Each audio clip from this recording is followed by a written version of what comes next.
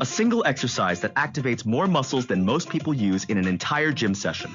Pull-ups aren't just hanging from a bar, they're a full-body coordination test that reveals exactly how strong you really are. Today, we're diving deep into the science behind pull-ups and why researchers call them one of the most effective full-body strength movements. You'll understand exactly which muscles fire when you grab that bar, why your grip position changes everything, and how this one exercise can transform your entire physique. Let me bring in someone who spent way too much time analyzing the biomechanics of this deceptively simple movement. You know what's wild? When you do a pull-up, you're literally lifting your entire body mass against gravity using just your upper body. That's why it's considered such a benchmark of relative strength. Right, and that's what makes it so different from other exercises. You can't cheat the weight because the weight is you. Exactly. And here's where the science gets really interesting. Pull-ups are what researchers call a compound bodyweight movement. Unlike isolation exercises that target one muscle, pull-ups engage multiple muscle groups simultaneously. So break this down for me. When I grab that bar and start pulling, what's actually happening in my body? The primary driver is your latissimus dorsi, your lats. These are actually the largest muscles in your upper body, and they're responsible for that vertical pulling motion through shoulder adduction and extension. The lats are doing most of the heavy lifting then? They're the main movers, yeah. But your arms are working as secondary movers. Your biceps brachii, brachialis, and brachioradialis are all firing to help complete the lift and control the descent. And I'm guessing my forearms are getting destroyed just trying to hang on? Oh, absolutely. Your forearm flexors work intensely to maintain that grip on the bar. For a lot of people, grip strength is actually the limiting factor before their back or arms give out. That makes so much sense. I've definitely felt my hands giving up before my back did. But what about all those smaller muscles? I feel like there's more going on. You're picking up on something crucial. The integrity of your shoulder joint depends on smaller stabilizing muscles. Your rhomboids and middle and lower trapezius fibers are working as synergists. Synergists? They retract and depress your shoulder blades, stabilizing your scapula against your rib cage. This scapular control is essential for efficiently transferring force from your hands through to those larger back muscles. So it's like a chain reaction. If those stabilizers aren't doing their job, the whole movement falls apart? Exactly. It ensures the work isn't unduly shifted to the shoulder joint itself, which could lead to injury. That's why pull-ups are so effective. They force your entire upper body to work as a coordinated system. This is fascinating. But I keep hearing people talk about different grips. Does it actually matter how you hold the bar? Oh, it matters huge. There's been systematic research on hand orientation and pull-ups, and the results are pretty dramatic. A pronated grip, palms facing away, results in a 79% increase in infraspinatus activation. 79%? That's massive. And get this, a perfect pull-up increases latissimus dorsi activation by 130%.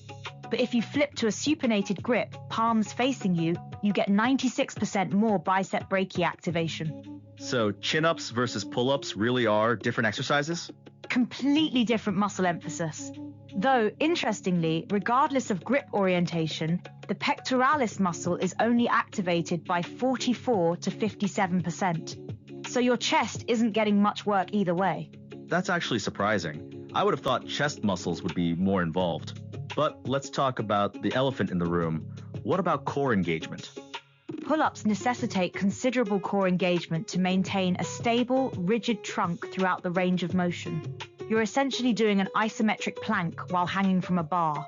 So it really is a full body exercise disguised as an upper body one? That's a perfect way to put it. And here's something most people don't realize. Pull-ups contribute to systemic strength by requiring a high degree of total body tension. What do you mean by systemic strength? The act of hanging and lifting a significant load provides a powerful stimulus for increasing bone mineral density, particularly as individuals age. It's like resistance training for your skeleton. Wait, so pull-ups are actually building stronger bones too? Absolutely. Resistance exercises like pull-ups place healthy mechanical stress on bones, which aids in maintaining strong skeletal structure. It's not just about muscle. That's incredible. What about practical everyday benefits? The grip strength improvements alone are huge. Consistently supporting full body weight strengthens forearm muscles and tendons. This translates directly to greater ease in daily activities like carrying heavy objects. And I bet it improves performance in other exercises too? Exactly. It's what researchers call transferable strength. The upper body strength developed by pull-ups makes other exercises easier and everyday tasks a breeze. Now, I'm curious about the research on actual performance improvements. Are there studies showing how quickly people can progress? There was a randomized trial of healthy individuals that found some pretty encouraging results. After just 6 weeks of training twice a week, participants improved their pull-ups by 39%. 39% in 6 weeks? That's substantial progress. And it gets better. Subjects increased performance by 65% after 12 weeks of pull-ups done twice a week. So the gains really compound over time. Those are some serious numbers. But let's be real, a lot of people struggle to do even one pull-up. What's the science saying about variations? There's been electromyographical research comparing different pull-up variations. Traditional pull-ups, suspension device pull-ups, and towel pull-ups all showed similar muscle activation patterns. So you can get similar benefits even if you can't do a full pull-up yet?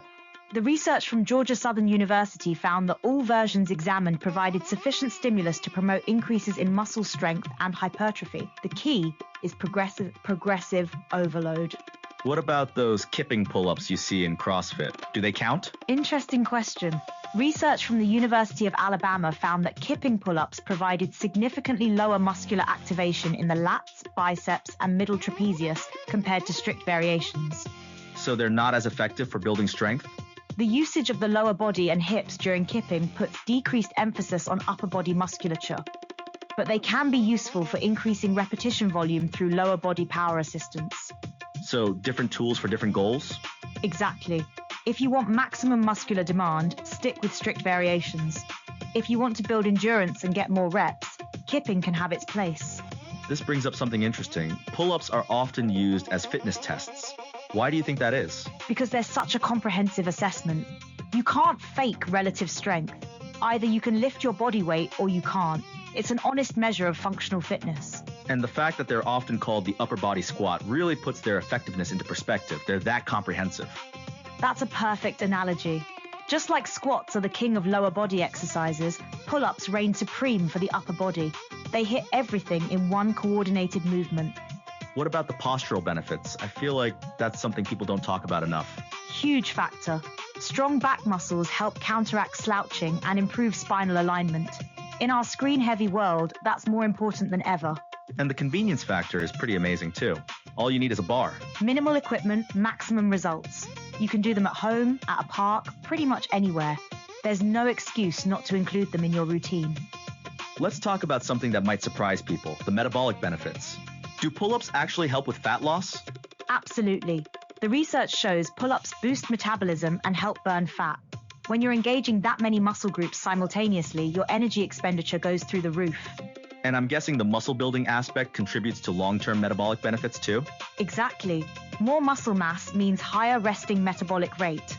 Plus, adults lose 3 to 8% of their muscle mass every decade, so pull-ups help prevent or reverse that phenomenon.